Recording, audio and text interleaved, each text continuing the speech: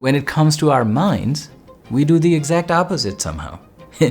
We avoid resistance. We use AI to outsource our thinking. Write my LinkedIn post, fix my resume, summarize this book.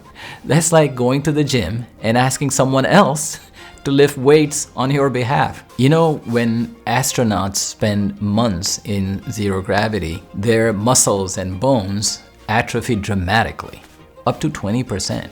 AI is like zero gravity for your thinking. No friction, no load, no growth. The intelligent gym is not about information. It's about transformation. For things where you need to be smart and capable, you can think of AI as your spotter. In any gym, a spotter doesn't lift the weight for you. They stand next to you and help you lift.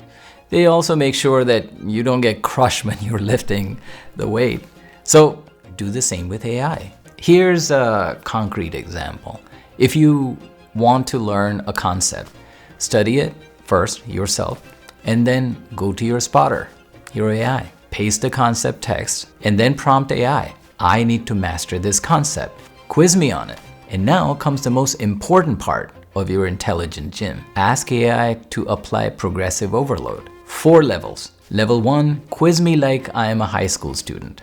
Level 2, ask me questions like I am a college student. Level 3, now grill me like you're interviewing me for an executive job. And level 4, now challenge me like an irate boss who thinks I'm unprepared. So that truly strengthens and deepens your understanding on that concept. So now we have covered 3 key steps to learn how the top 1% become smarter by using AI. But there is one internal adjustment that changes everything, and that is our final step. Step number 4, the intelligent fool. The biggest obstacle to intelligence isn't ignorance, it's ego. That's why the smartest people are obsessed with what they don't know. And this is what I call the fool's advantage. Let me give you an example.